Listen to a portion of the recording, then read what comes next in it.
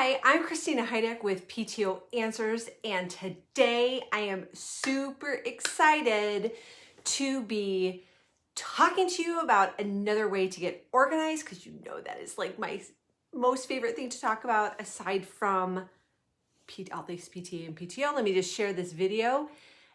Awesome! Facebook implemented a new easy sharing feature. I'm super excited about that. And yeah, makes my life easier. So that is great. I love things that make life easier, don't you? And I have to say, one of the things that I think will make your life much easier is when you join the PTA PTO Superstar Leader group.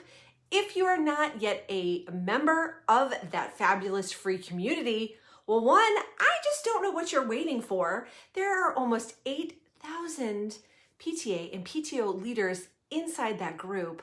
And I gotta tell you, it is a judgment-free, drama-free zone to get your questions answered, to get inspiration, get ideas, to feel like you are not alone. And this year, it's been such a challenge, the feeling alone, because we are trapped in our houses with our families. And so you can feel kind of isolated. And I know that all things PTA, PTO were really turned on their heads this year. And so being part of a community, being part of the PTA PTO Superstar Leader group can really make a difference in your life as a leader. So it's totally free to join. So again, what are you waiting for? So go do that right after you finish watching. And if you are joining me right now to watch and you are already a member of the PTA PTO Superstar Leader group, then thank you for joining me. Today, like I mentioned at the top of the video, we're going to be talking about how to organize all the things this month, because it is really important to maintaining your sanity as a leader if you are not wasting time looking for information that you already have somewhere, maybe. Just this morning, the reflections chair for my district, so that's a PTA art program. If you're a PTO and you're wondering what I'm talking about. So she emailed me and she's like, what are the unit numbers for these different units? Because you have like a member unit ID number. So I had to look them up and give them to her. And I was like, oh, too bad all this stuff wasn't like in one place, like on a sheet. So she could just look at it and not have to ask. She could just look in her binder. You know, I love a good binder. It can just really make a huge difference. So last week we talked about how to organize your binder, and I showed you how I've set up this system. It's available for you at the President's Success Kit. And here is my personal binder that I use for my group. And this is a great example to use today because I'm going to be talking about, do you see how there's like no room left in this bad boy? There's like maybe room for 5 more sheets. So really I need to do something about this, because if we were having in-person meetings and I was having to lug this around with me, I would be very unhappy, because my shoulder and my back would also be very unhappy with me. But because as leaders, I've told you to get organized, get all the information in one place. But sometimes that can mean that you have like a back breaker of a binder to deal with. So what do you do in that case, right? Like, how do you even deal with that? Well, I have a super simple solution for that. I'm going to be sharing, that's what I'm really be talking about with you today.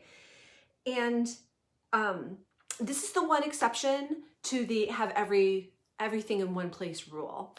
If you have a rich history, if your group is been around for a while and you have people that have been really good about keeping documents and copies of things, that's great. That it's always a great idea to be able to, or a great resource to go back and see what your group has done before, right? Because half the time it's like figuring out how to word something or how something was laid out on the page in order to get all the information out if you're doing like a flyer. And so it can be nice just to have that visual aid. But the old copies of things like that you're not going to be looking at those on the day-to-day, right? So like you really don't need them to be in the binder that you're carrying around with you to meetings, because that's not when you're going to be using the information.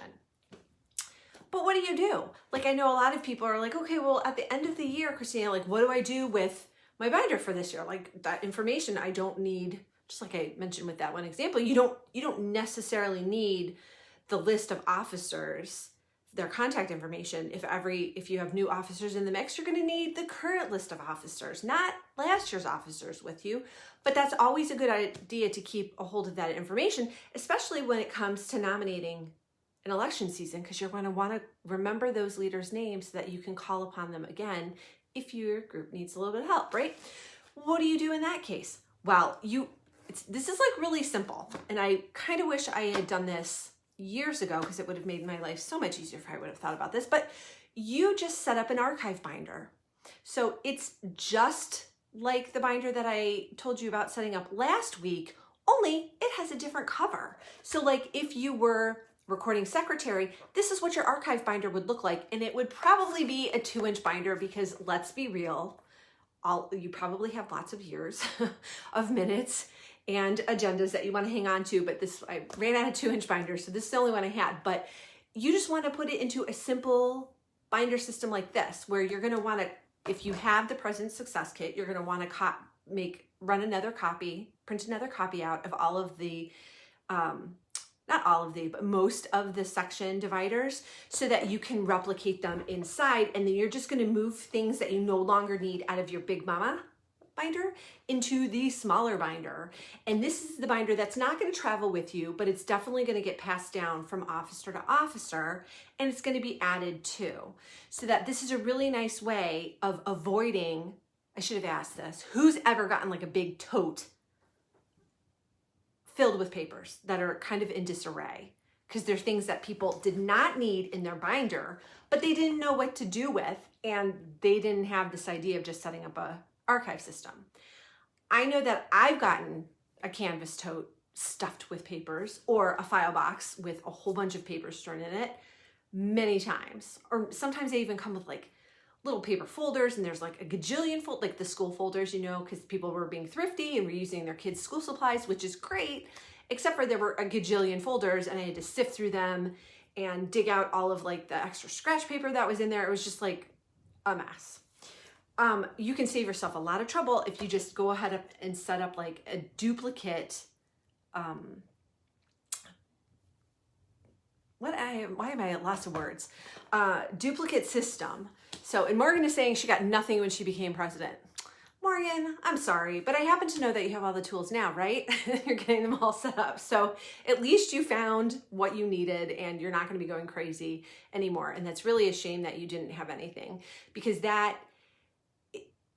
when you transition out of your position, Morgan, you are going to like really be giving a gift to the next officer, and the gift of organization, the gift of knowledge, the gift of a system. And whether they appreciate it or not, and I don't mean like whether they think it's great or not, but whether they realize it or not, that's what you're going to be doing for them. And it's going to make them more successful as a leader and more likely to stick around. And so that's like the flip side. So you're also, there's like an altruistic kind of reason for getting organized, but there's also a very self-serving reason for getting organized, so that you can have everything in one place. Like I had our meeting this week for this PTA, and I just pulled this guy out, and I was like, I got everything I need right here. And it was a really great feeling, because remember, I just did this over winter break because I let it go in the fall. So you're going to feel great when you can find everything, and when you have everything in one place, you're just going to feel like you have your stuff together. And that just goes a long way. I'll tell you, when you want to be demonstrating that you're confident and that you're proficient in your position, which of course you do want to be demonstrating that and feeling that way. Like when you feel it, when you own it, you're going to be exuding that at meetings, and people are going to take you more seriously. And that is always something to be mindful of. Especially, I will tell you, especially if you are dealing with an administrator who's maybe a little chauvinist. Anybody ever run into that problem? I know I have that issue occasionally with different administrators that I run into. So I'm just saying, it all helps. If you have your stuff together, you're going to feel better. You're going to be able to do your job faster. It just makes a lot of sense. So, So yeah, that was really all I wanted to pop in and share with you. I promoted this as like a quick organizing hack. So it really is. It's really quick. But if your binder looks like this, then your next project is to get some of this stuff out of the this big mama binder and into a little baby binder that can be your new little best friend so that you don't have to haul everything. So that is my quick tip for today, but that way you can eliminate the totes, you can eliminate the random grocery bags filled with paper, and it'll make your life a lot easier. So get on that today if you haven't already. So that is about it for today. I will be back with you next week talking about another aspect of getting organized as a leader. And so until then, you take care. And if you have any questions, pop them down in the comments and I will swing around and answer them when I am not coming to you live today. So, all right, take care and I'll talk to you guys later. Bye-bye.